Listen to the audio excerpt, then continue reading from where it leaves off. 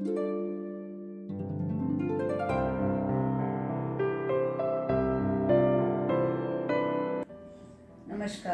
मी doctor कुंदा शहाणे, गर्भस्थ शिशु तज्ञ किंवा fetal medicine specialist, Mayflower fetal medicine centre Dhantoli येथे मी कार्यरत आहे। आज या व्हिडिओद्वारा इन्व्हेसिव्ह टेस्टिंगबद्दल किंवा जेनेटिक टेस्टिंगबद्दल प्रेग्नन्सीमध्ये करतो आपण त्याबद्दल मी सांगणार आहे।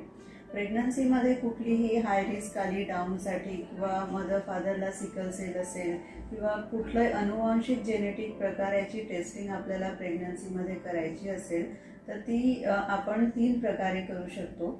फर्स्ट प्रकार हा असतो CVS, त्याला म्हणतो आपण कोरियन विलस बायोप्सी।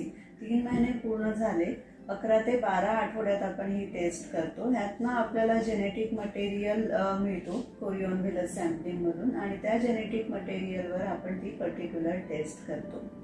पण समजा 11 to 12 वीक्समध्ये आपण ही टेस्ट केली नाही तर नेक्स्ट जो पिरियड असतो प्रेग्नन्सीचा 16 आठवड्यानंतर म्हणजे जवळपास 16 ते 18 आठवड्यामध्ये आपण ॲम्निओसेंटेसिस ही टेस्ट करू शकतो। ॲम्निओसेंटेसिस यालाच आपण गर्भजल चाचणीही म्हणतो।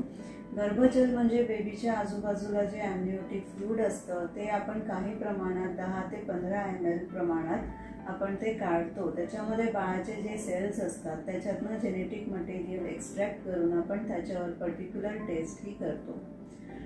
आणि हे समजा जेनेटिक टेस्ट आपल्याला 20 आठवड्यानंतर करायची असेल तर याच्यासाठी कॉर्ड ब्लड सॅम्पलिंग पण आपण करतो। म्हणजे बेबीच्या कॉर्डमधनं काही 1 to 2 ml ब्लड विड्रॉ करून त्याच्यावर सगळ्या जेनेटिक टेस्ट आपण करू शकतो।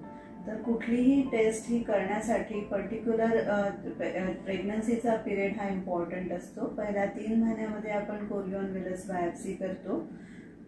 5व्या-6व्या महिन्यामध्ये आपण कॉर्ड ब्लड आणि ॲम्निओटिक फ्लूइड सॅम्पलिंग करू शकतो।